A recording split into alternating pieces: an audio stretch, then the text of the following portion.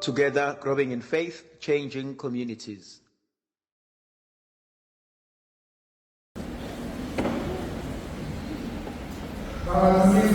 Jesu Kristo.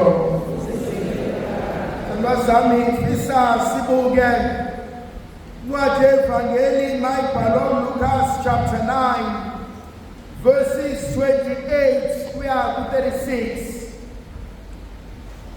Verse 28 uJesu ukhuphukela entabeni, kodwa uma ekhuphukela entabeni uthatha Petrus, athathe uJohannes, ebese ethatha uJakobe.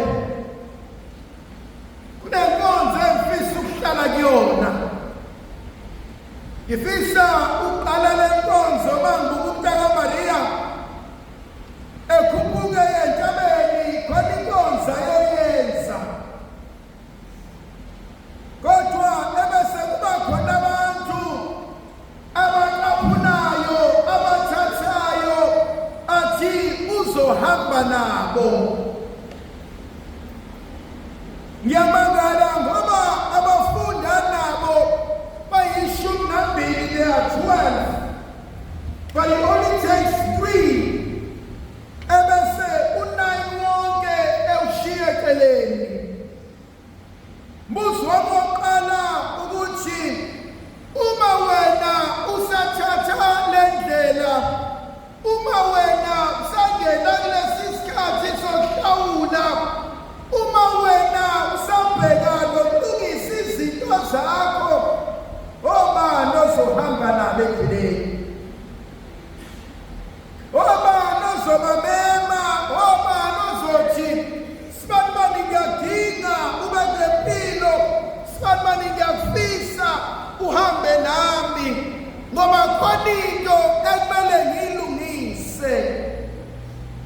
Thandwa masahlela enkonzweni yokuthi obani ozobamema, kuyavuka kumina ukuthi kunabantu abamiselwe intando kaNkulunkulu ngempilo yakho. Kunabantu uNkulunkulu athe usibanibani, ngiyafisa eqeleya ndawo, ngiyafisa adlule lesesigaba, kodwa ngifisa usibanibani ahambe naye khona ezokwazi ukupheka, khona ezokwazi ukuya ngale. And so kunabantu uNkulunkulu asinikeze bona empilweni ababizelwe icebo elihle ngempilo zethu. But umbuzo wami ukuthi, have you found lowo muntu empilweni? Sewubatholile nabantu ompilo yabo nehlangana neyakho, khona into eyelaphekayo, khona into eyenzakalayo, khona isimangaliso asenzayo uNkulunkulu. Khona abantu uNkulunkulu athi medala, athi wena nawe ngelinye ilanga kuyomele nihlangane niyophelelisa inkonzo kusibanibani, ukuze usibanibani asuke kulesi sigaba aye kulapha. Have you found labo bantu? Mbuzo enhleli kuwona ukuthi mama uthi uyahamba kule ndlela yokholwa, ma uthi uyahamba kunesikhathi sokuzila, ma uthi uyayibuka impilo yakho, obani abakuseka ngapha nangapha, obani othi sibanibani singayenza lento together. And then bese kuvuka kumina enye inkonzo ethi laba basale eceleni obani. Khona inkonzo yokuhlunga, khona inkonzo yokuhlukanisa, khona inkonzo yokuthi usibanibani, you're so good, you're so great, but you are not meant for this purpose. Khona abanye abantu are so wonderful, akube kumnandi ukuba nabo, akube kumnandi ukuhangouta nabo, akube kumnandi ukuhlala nabo, kodwa they are not called for the portion empilo yakho. And so you realize ukuthi kunezinye izinto ongakwazi ukuyikhuluma nawe because you are not aligned together in your vision. Kunabanye abantu sewuhlale nabo sonke lesisikhathi kwafika usibanibani athi befika usibanibani kwaqamba uqhuma izinto ezintsha empilweni yakho. So umbuzo wami wesibili ukuthi ezikhetha laba besondele empilweni yakho, obani obasusayo, obani obahlehisayo, obani obathi ayisibanibani ngicela ulinde kancane kunento uNkulunkulu asayenze empilweni yakho. Phuzu lami lesithathu, uJesu ukhupukela entabeni. Uma ekhuphukela entabeni uyokhuleka. Uthi mekhuleka ubuso bakhe buyashintsha, ingubo ayigqokile ziyashintsha. Umbuzo engifisa ukubuza, when you pray yile shintshayo wena. Khona lento evamushiwa abantu uma bethe abantu, prayer changes things. Prayer changes the mind of God. Wena uma ukhuleka yini eshintshayo? uJesu uthe mekhuleka ubuso bakhe bakhazimula. Mekhuleka ingubo zakhe zakhazimula. Kuphosabule nami nakuwena uma sesikhuleka abantu bathi, but something has changed ngawe. Khona lento suyona, khona lezi imangku uNkulunkulu azambulayo ngawe, khona lo muntu engibuka ngimthande, kanti yini lena osuyenza kangaka? Sandwa zami umbuzo engifuna ukubuza ukuthi njengoba ngihlala ngithi ngiyakhuleka, has my life changed to be a better person? Am I more loving? Am I more compassionate? Am I more understanding? Am I more accepting of other people? Noma kusafana ukuthi ngiyakhuleka noma ngikhuleki, ngisanenhliziyo embi, ngisalwa nabantu, ngisakhuluma ngibehlaza, ngisenza umathanda, and therefore ubuya kwami nokungayi kwami esontweni, ukuzila kwami nokungazili kwami, ukufasta kwami nokungafasti, ukukhuleka nokungakhuleki, nothing changes. So umbuzo wami simple, yini eshintshile empilweni yakho since uqale ukukhuleka? Kunabantu abavuka ngo-12 ebusuku ayokhuleka, avuke ngo-3 ekuseni ayokhuleka, avuke ngo-6 ekuseni ayokhuleka. What has changed? Besides ukuthi every second hour uyavuka, but empilweni yami ngiyabonakalani abantu bayakwazi ukubona ukuthi but something good yenzeke empilweni kaSimanibala. Elinye iphuzu elingithintayo, uJesu esahleli ekhuleka, ebese kufika lamadoda amabili, uMose noEliya. Bayasondela kuyena maqedane bazomxoxela ngezinto ezizokwenzeka empilweni yakhe.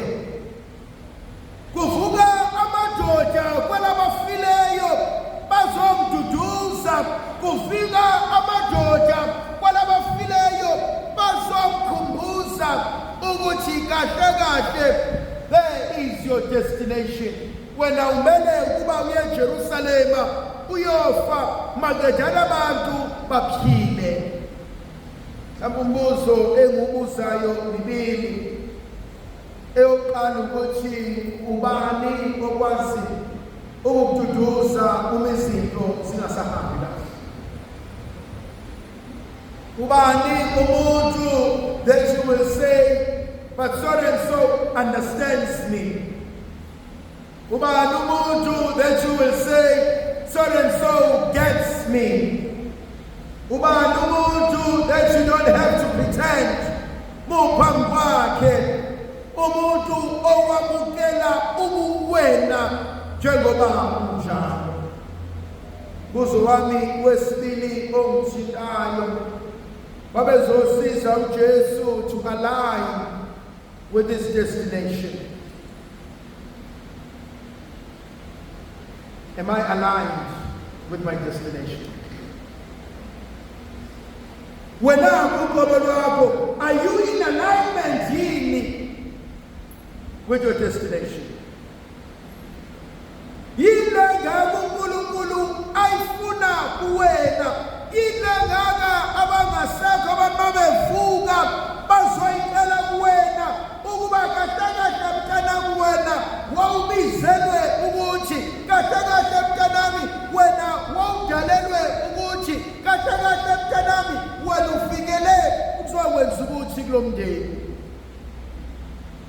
How many of us are in alignment?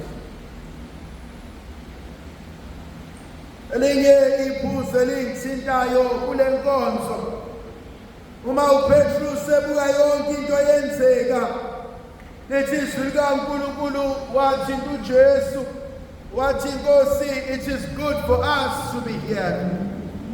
Kumnandi ukuba la. Mhlawumbe umuze ufuna ukubuza, umubuka impilo yakho, are you still happy?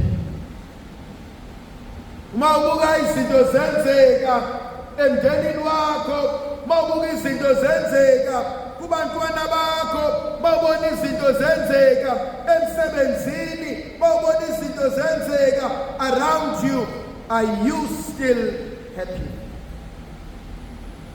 Ngisakwazi ukuthi Nkosi, it is good to be here.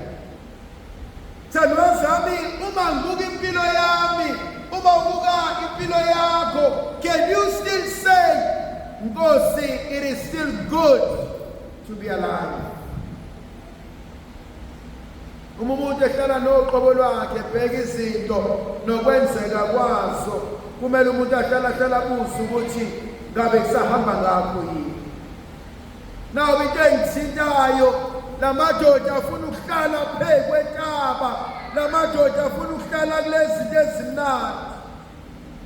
Kodwa uJesu uyababuka ebesethi uJesu indaba yonke ayikwazi ukuphelela entabeni, indaba yonke kumele sibuyele phansi emhlabeni, kumele sibuyele empilweni zethu, kumele sibuyele kubantu esibaziyo. So umbuzo wami wokugcina uthi, mawusuka la ekhaya, hlobo luni lomndeni lwempilo labantu ozobuyela kulona? Hlobo luni lezimo ozobhekana nazo?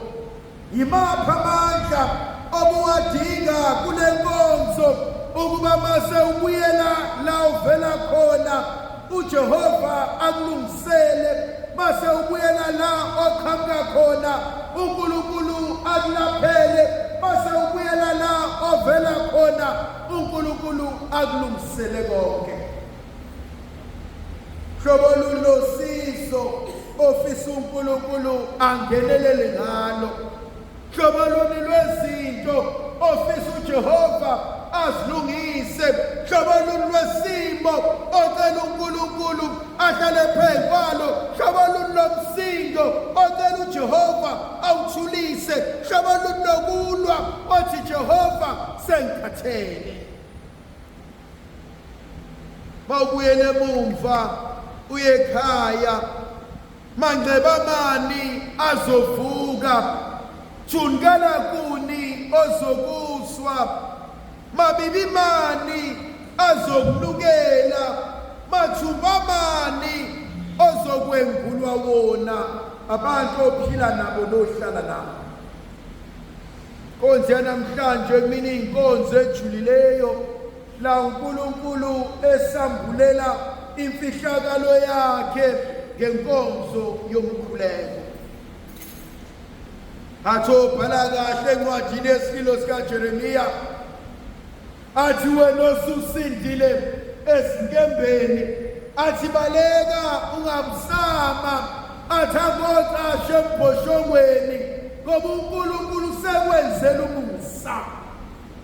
Kabi inkonzo ebengiya kuyona namhlanje bekuyinkonzo yokuyocela, bekuyinkonzo yokuyocasha, bekuyinkonzo yokubuyiselwa, bekuyinkonzo yokulungiselwa zonke izinto. Ndlovukazi yezulu abe nathi sibusiso sivikele.